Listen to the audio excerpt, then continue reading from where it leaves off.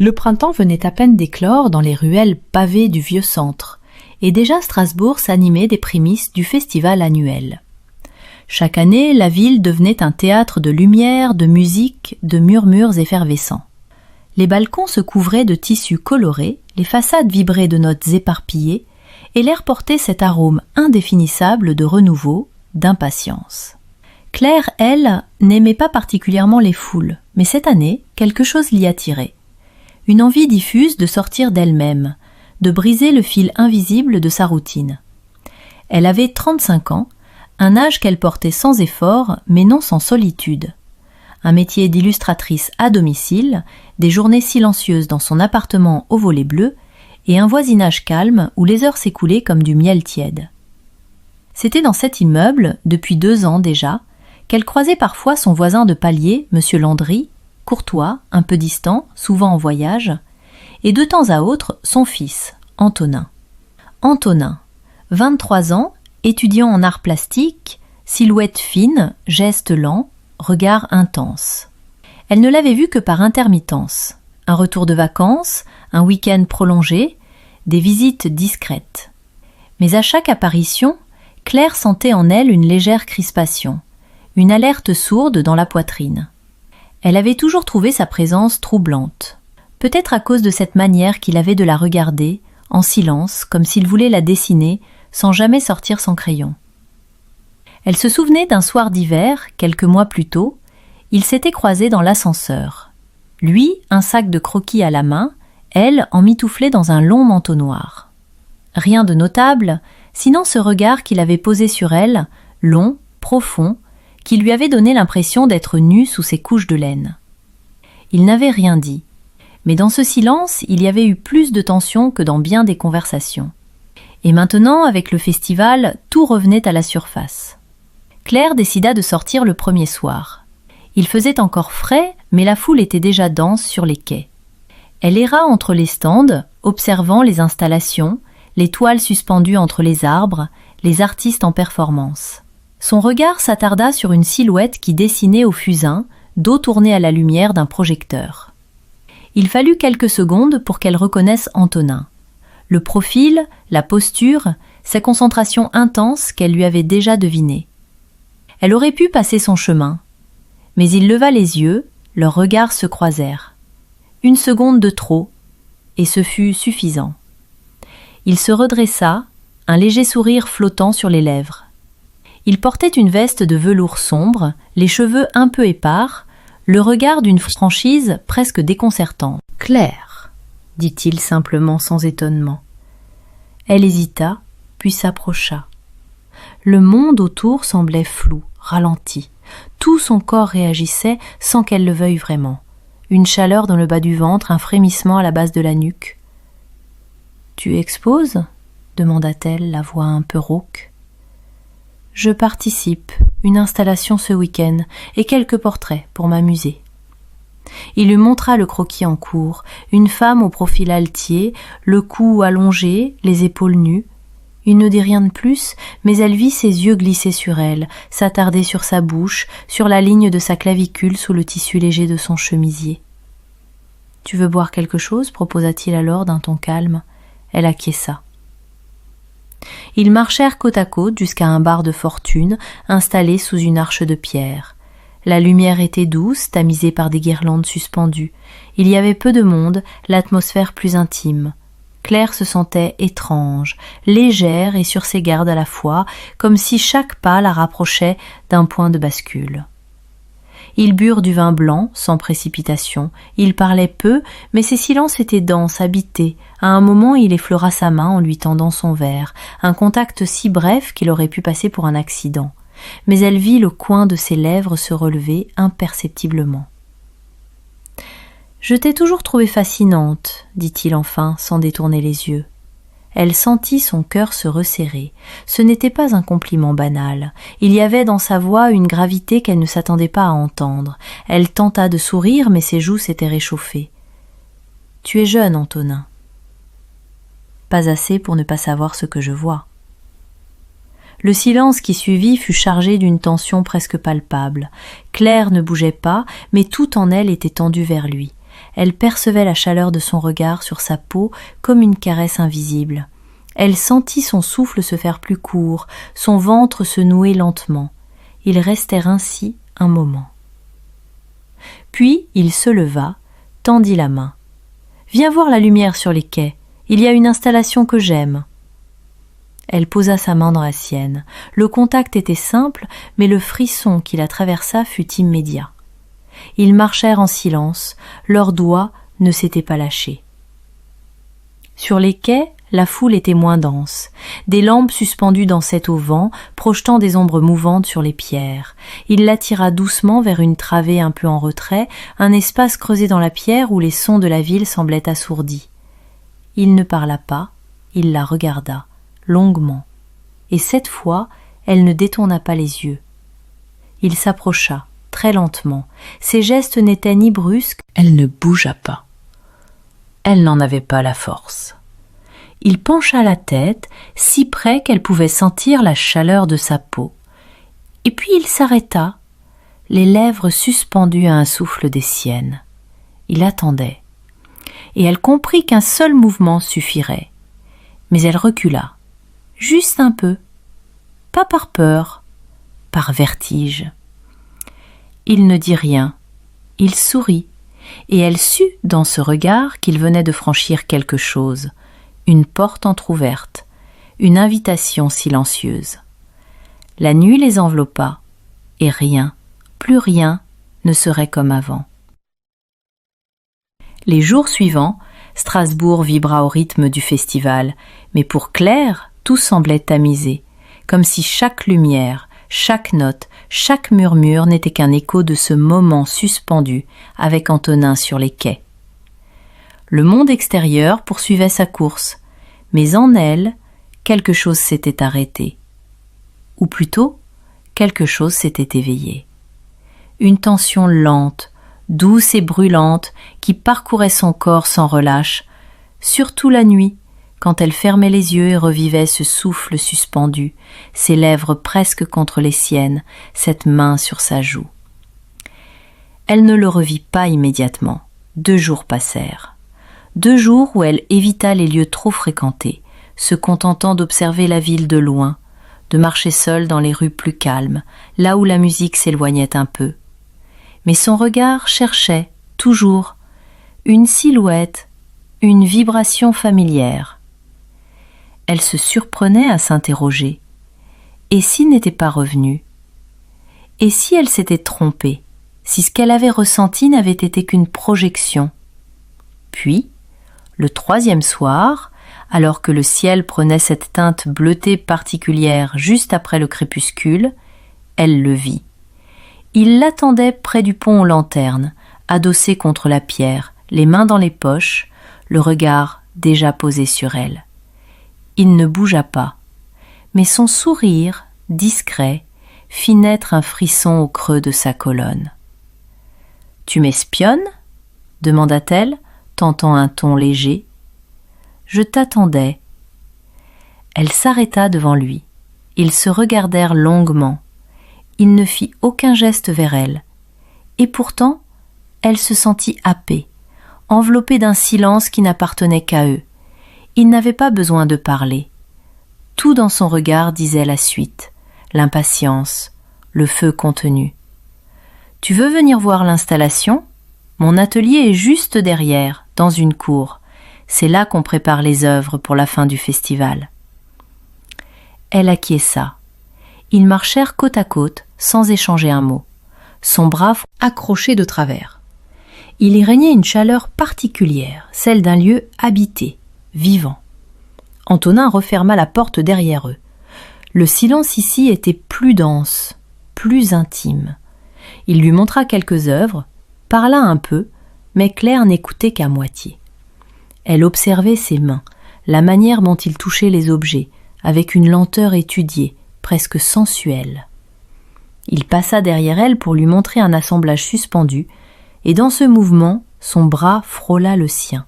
Son torse s'approcha de son dos. Il ne la toucha pas, mais elle sentit la chaleur de son souffle dans sa nuque. « Tu sens ça ?» murmura-t-il. « si proche que ses lèvres frôlèrent presque sa peau. Cette chose suspendue entre nous. Elle ne répondit pas. Son ventre s'était noué, un frisson chaud remontait le long de ses cuisses. Elle n'osait pas bouger, toute sa peau, tendue vers lui, le réclamait sans le dire. Elle perçut alors sa main qui glissait lentement, effleurant la sienne, une caresse à peine perceptible, mais dont l'effet fut immédiat. Elle ferma les yeux, un souffle trop court échappait de ses lèvres. Il se plaça face à elle. La lumière rasante dessinait des ombres tendres sur ses joues. Il leva une main lentement, la posa sur sa hanche. Claire tressaillit. Il ne la tirait pas à lui, il posait simplement cette main-là, sur elle, comme un ancrage. Elle leva les yeux vers lui, et ce qu'elle vit la bouleversa. Un désir immense, mais contenu, une dévotion silencieuse, une soif qu'il refusait de forcer. « Si tu me dis non maintenant, je partirai », souffla-t-il. Elle inspira profondément, cherchant à ordonner les battements de son cœur. Puis elle posa sa main sur la sienne, doucement, et elle guida ses doigts à elle. Elle n'avait pas besoin de mots. Il la rapprocha lentement. Leurs torses se frôlèrent, puis se touchèrent. Il l'embrassa, enfin, cette fois sans retenue. Sa bouche chercha la sienne avec une ardeur tremblante, comme s'il avait peur qu'elle lui échappe encore.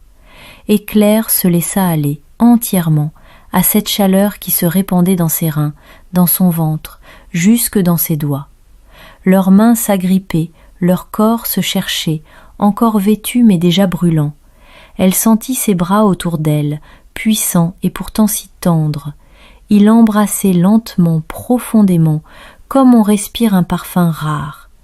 Chaque baiser la faisait ployer un peu plus.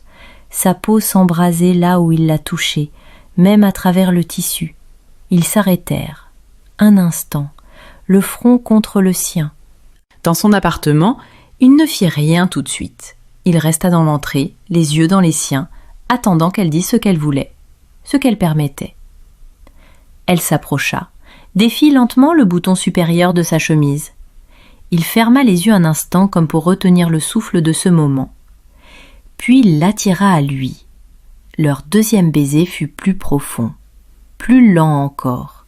Elle sentit ses mains dans son dos, sa bouche dans son cou, ses paumes chaudes glissant sur ses hanches comme si elle la connaissait déjà. Son propre corps se pressait contre le sien, offert, vibrant, vivant.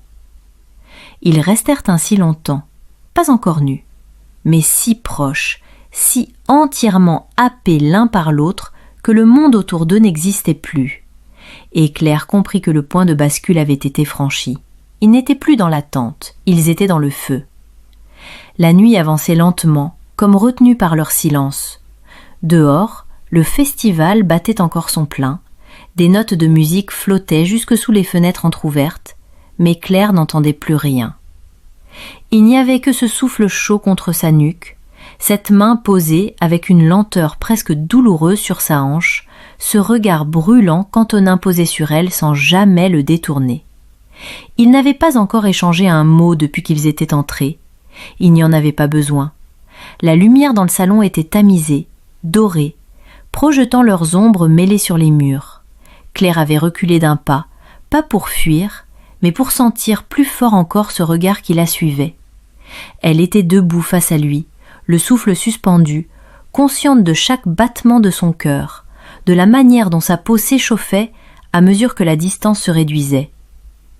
Antonin s'approcha lentement, sans geste brusque, comme s'il dansait autour d'un feu fragile. Lorsqu'il fut à sa hauteur, il leva à nouveau la main, et ses doigts cette fois effleurèrent la base de sa gorge. Elle frissonna. Le contact était presque chaste, mais l'effet fut foudroyant. Il descendit lentement jusqu'à l'ourlet de sa blouse. Elle sentit ses doigts glisser à peine contre le tissu, comme s'il cartographiait le frisson même. « Tu trembles » murmura-t-il, le souffle au bord de ses lèvres. « Je sais » répondit-elle simplement.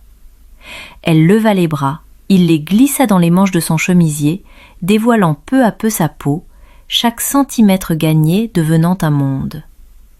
Il ne regardait pas son corps avec avidité, il le découvrait comme une œuvre, comme un territoire à respecter. Lorsqu'il la vit nue, il ne dit rien. Il s'approcha simplement, la toucha avec cette lenteur déchirante, et elle sentit ses reins se tendre d'un désir chaud, profond, presque ancien. Antonin lui parla alors de ses études, de ses nuits passées à dessiner dans le silence, à rêver de formes qu'il n'osait pas encore créer. Claire l'écoutait, nue, mais étrangement sereine. Elle ne se sentait ni jugée ni exposée. Il ne la regardait pas comme une conquête, il la regardait comme une révélation. Lorsqu'il s'approcha à nouveau, ce fut elle qui le tira doucement contre elle. Leurs corps se retrouvèrent peau contre peau. Chaque frisson de l'un appelait le frisson de l'autre. Ils s'étendirent sur le tapis, enroulés l'un à l'autre, ses mains à elle découvrant avec la même lenteur, la même faim silencieuse. La chaleur de ses épaules, le sillon de sa colonne, la cambrure discrète de son dos, tout en lui appelait ses doigts comme une urgence tranquille. Leur baiser devenait plus profond, plus lourd de promesses. Leur souffle s'était mêlé, chaud, saccadé. Claire sentait sa propre respiration devenir haletante, presque tremblante. Ses seins contre sa poitrine, ses hanches contre ses cuisses. Il la tenait sans la posséder. Il la frôlait sans la dominer. Ils restèrent ainsi longtemps, glissant lentement vers l'inévitable, comme deux êtres tombant ensemble dans une mer tiède et infinie. Les mouvements se firent plus amples, plus intimes, les gémissements plus étouffés, jusqu'à ce que le monde s'efface autour d'eux, englouti par une vague lente et puissante. Puis, ce fut le silence. Un silence épais, lourd, mais doux. Ils restèrent étendus l'un contre l'autre, les doigts mêlés, les corps encore chauds. Antonin traça du bout de l'index une ligne imaginaire sur sa hanche, répétant inlassablement le même geste, comme s'il voulait l'ancrer dans sa mémoire. « Je ne pensais pas, souffla-t-il, qu'on pouvait se perdre avec autant de douceur. » Elle tourna légèrement le visage vers lui. Il était si proche que leur souffle se mélangeait encore. « Je ne savais pas qu'on pouvait se reconnaître dans un corps inconnu, » répondit-elle. Ils s'endormirent ainsi, nus, sous une couverture de laine, bercés par la rumeur lointaine du festival. La nuit les enveloppa sans heurts, sans peur, leurs corps encore noués, les mains toujours liées, et le matin les trouva toujours là, enchevêtrés, comme deux pièces d'un puzzle ancien, enfin réunies. Matin filtrait à travers les persiennes, doux et hésitant, caressant les draps d'une lueur pâle et tranquille. Claire s'éveilla lentement, comme revenue de très loin, son corps engourdi, mais vibrant encore des échos de la nuit. La chaleur d'Antonin était toujours là, contre son dos, paisible et régulière, comme un murmure vivant. Elle ferma les yeux. Revoir chaque geste, chaque frisson, chaque respiration mêlée, la manière dont leur corps s'était découvert, pas à pas, sans hâte, comme si l'on cherchait l'entrée d'un temple ancien. Elle n'avait pas senti cela depuis des années, une telle lenteur, un tel respect dans le désir, cette façon qu'il avait eue de l'approcher comme on effleure la lumière. Quand il ouvrit les yeux, elle le sentit avant de le voir. Il bougea à peine, se contentant de resserrer doucement son étreinte, posant ses lèvres contre son épaule nue dans un geste à la fois tendre et brut. Son souffle chaud lui fit frissonner la nuque. « Tu es bien là » murmura-t-il. Elle ne répondit pas tout de suite. Il n'y avait rien à dire, pas encore. Tout était encore contenu dans leur peau, dans cette chaleur dense et douce. Il caressa lentement sa hanche, dessinant des cercles paresseux du bout des doigts, tandis que ses lèvres remontaient le long de son cou.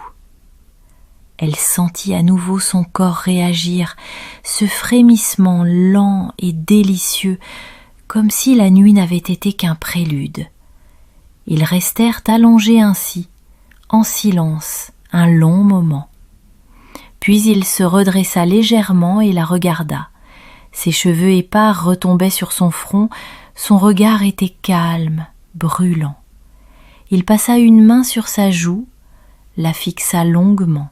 « Je t'ai dessiné, tu sais, » dit-il enfin, « avant même cette nuit. » Elle arqua un sourcil, intrigué.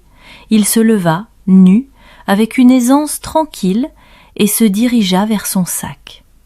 Il en sortit un carnet, usé, au coin écorné, et le posa entre eux. Il l'ouvrit. Page après page, elle découvrit des esquisses, certaines inachevées, d'autres précises, des courbes, des ombres, des regards, et sur plusieurs d'entre elles, elle. Pas directement identifiable, mais elle reconnaissait la forme de ses épaules, l'angle de sa nuque, le contour de sa bouche. « Je ne savais pas pourquoi je revenais ici chaque année, » souffla-t-il. « Je croyais que c'était pour mon père, pour les vacances, mais c'était pour toi. Je crois que je l'ai toujours su. » Claire ne répondit pas. Une émotion étrange la nouait. Il y avait dans ses dessins un regard si intime, si profond, qu'elle se sentait à la fois mise à nu et caressée. Elle referma lentement le carnet, puis elle se leva, nue elle aussi, et marcha vers lui. Elle s'arrêta tout près, posa une main sur sa poitrine. Son cœur battait vite. Ils déjeunèrent à la fenêtre, pieds nus, les cheveux en bataille, les yeux pleins d'ombre et de lumière. Chaque geste devenait une offrande. Se verser un café, effleurer la main de l'autre sur la table, s'asseoir côte à côte sans parler.